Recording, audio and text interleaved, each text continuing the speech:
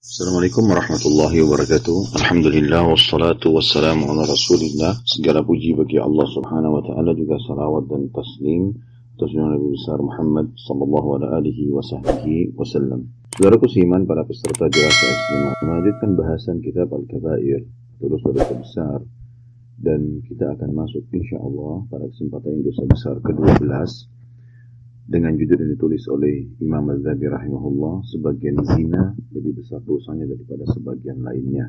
Sebab Imam Az-Zahabi rahimahullah menyebutkan ini karena sesuai dalil yang dipaparkan oleh beliau, zina memang bertingkat-tingkat. Dan zina yang paling berat, yang pertama adalah zina dengan mahram, atau orang-orang yang dasarnya tidak boleh menikah dengan mereka. Dan itu diangkat dalil oleh Imam Az-Zahabi rahimahullah di dalam hadis riwayat An-Nasai dalam kitab Az-Zakah bab Al-Fakir Al-Mukhtal di jilid 6 halaman 86, di mana Al-Hakim mensahihkan hadis ini juga dengan bunyi lafadznya, kata Nabi SAW, man waqa ala zati mahramin faqtuluh, barang siapa yang berzina dengan mahramnya maka bunuhlah dia. Sudah sangat masyhur di dalam agama Islam bahwasanya hukum zina, orang berzina kalau dia belum menikah maka dicambuk dengan 100 dera serta diasingkan selama setahun. Tetapi bila dia sudah menikah, disilakan dengan muhsan, maka hukumnya dirajam, dan itu pun kalau dia kepergok dalam melakukan perbuatan tersebut dengan adanya 4 saksi. Tetapi khusus orang yang berzina dengan mahramnya, maka tidak dikenal lagi istilah apakah dia sudah menikah atau tidak. Maka hukumnya langsung dirajam. Mahram-mahram ini tentu ada yang sifatnya mahram dari lahir, artinya begitu lahir sudah jelas mereka mahram, yaitu jalur langsung ke atas orang tua, ibu dan ayah, bagi anak laki-laki ibunya, dan bagi anak perempuan ayahnya, dan semua jalur ke atas nenek kakek, serta semua jalur ke samping dari kedua orang tua, seperti tante dan paman dari jalur ayah dan ibu. Begitu pula jalur dari samping seperti saudara dan saudari, artinya dari samping orang yang sedang jadi target. Kemudian ada juga jalur langsung ke bawah, yaitu anak, cucu, keponakan atau anak saudara. Ini semuanya masuk dalam istilah mahram begitu lahir. Ada juga mahram yang datang karena kasus susuan yang dikenal dengan saudara atau saudari susuan dan ibu susuan. Jadi kalau misal saya disusuin oleh seorang ibu dan ibu itu memiliki anak perempuan, maka saya akan menjadi mahram bagi ibu susuan tersebut atau ibu yang menyusui saya dan anak dari ibu itu. Ini terjadi karena susuan.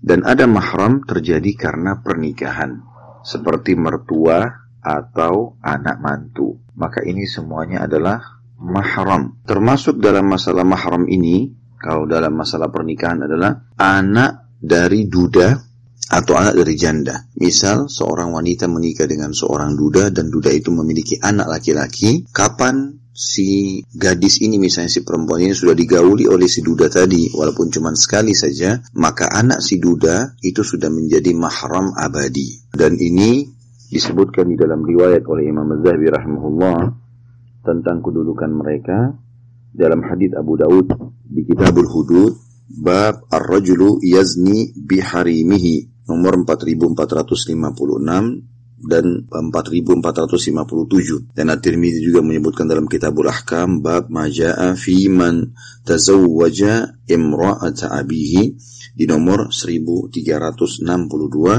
dan An-Nasai dalam Kitabun Nikah bab nikah man nakaha al-aba jilid 6 halaman 109 dan 110, dan Ibnu Majah dalam Kitabul Hudud bab man tazawwaja imra'ata abihi min ba'dihi nomor 2607, dan Imam Ahmad menyebutkan juga di jilid 4 halaman 295, dan Asy-Syaukani juga menyebutkan di dalam kitabnya Nailul Autar di jilid 7 halaman 286 sambil berkata, hadits ini memiliki sanad-sanad yang banyak, yang diantaranya ada yang para perawinya adalah rawi-rawi yang thiqah atau bisa dipercaya. Dan makna daripada bab-bab ini hampir semuanya semakna mengatakan bab tentang hukuman atau larangan orang yang menikahi mantan pasangan orang tua. Sebagaimana disebutkan dari hadits Al-Bara radhiyallahu anhu, anna khalahu ba'athahu an-nabiy sallallahu alaihi wasallam ila rajulin arrasa bimra'ati abihi ay yaqtulahu wa yukhammisa malahu. Bahwasanya seorang pamannya dari ibunya,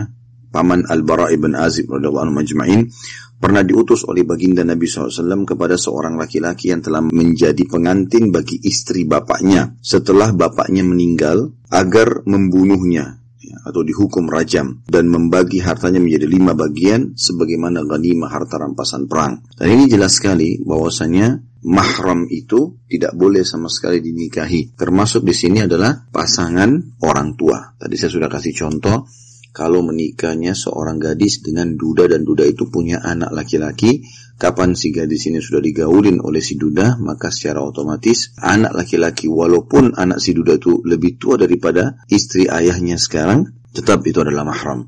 Begitu pula kalau seorang laki-laki menikah dengan janda dan janda itu punya anak perempuan, kapan si janda ini sudah digauli, maka secara otomatis anak perempuannya menjadi mahram si suami janda itu sekarang. Dan ini semua istilah-istilah dalam syariat kita dengan berzina dengan mahram. Dan ini tingkat tertinggi dalam masalah zina. Kemudian yang kedua, tingkatannya adalah berzina dengan pasangan mujahidin. Dan ini perbuatan yang sangat fatal sekali bila mana seorang laki-laki pergi berjihad di jalan Allah untuk membela agama Allah, lalu istrinya diganggu oleh seorang laki-laki yang tidak beriman kepada Allah atau kurang beriman kepada Allah, sehingga akhirnya terjadilah perzinahan tersebut. Dan ini hukumnya adalah berat, karena ini termasuk dosa besar langsung dalam zina setelah zina dengan mahram. Beranjak daripada hadis yang diangkat oleh Imam Al-Zahabi rahimahullah, hadis riwayat Imam Muslim dalam kitab Al-Imarah bab hurman nisa al-mujahidin wa ithm man khanahum fihinna, nomor 1897, yang artinya dalam kitab Al-Imarah atau kitab pemerintahan, babnya keharaman istri para mujahidin dan dosa yang sangat besar bagi siapapun yang mengkhianati para mujahidin tersebut pada istri-istri mereka. An-Nawawi berkata rahimahullah, kehormatan istri-istri para mujahidin ini adalah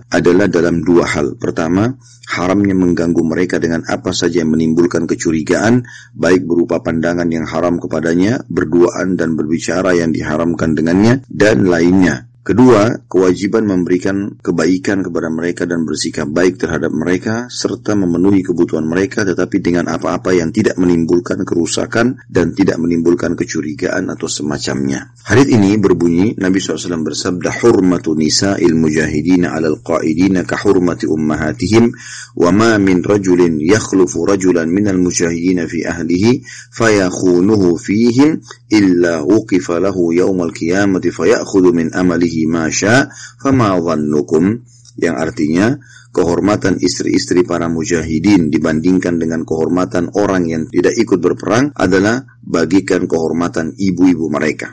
Artinya istri para mujahidin akan terposisikan secara langsung pada saat suaminya pergi berperang sebagai ibu-ibu orang yang tidak pergi berjihad, dan tidaklah seorang laki-laki menjadi wakil pengganti dari laki-laki mujahidin dalam urusan keluarganya, lalu laki-laki itu mengkhianatinya di tengah mereka, melainkan pasti dia atau si pengkhianat tadi akan diberdirikan untuk mujahid itu pada hari kiamat, lalu si mujahid mengambil dari amal kebaikannya apa yang dia inginkan. Lalu Nabi SAW memberikan sebuah pertanyaan, maka bagaimana menurut kalian, apakah si mujahid tadi akan mengambil seluruh amalnya atau sebagian saja? Tentu jawabannya jelas akan mengambil seluruh daripada amal solehnya. Ini insyaAllah bahasan kita di episode pertama berhubungan dengan dosa besar masalah zina. Semoga Allah menyelamatkan kita darinya, dan kita akan lanjutkan insyaAllah di episode yang kedua. Subhanakallahumma bihamdika asyhadu an la ilaha illa anta astaghfiruka wa atubu ilaik. Wassalamualaikum warahmatullahi wabarakatuh.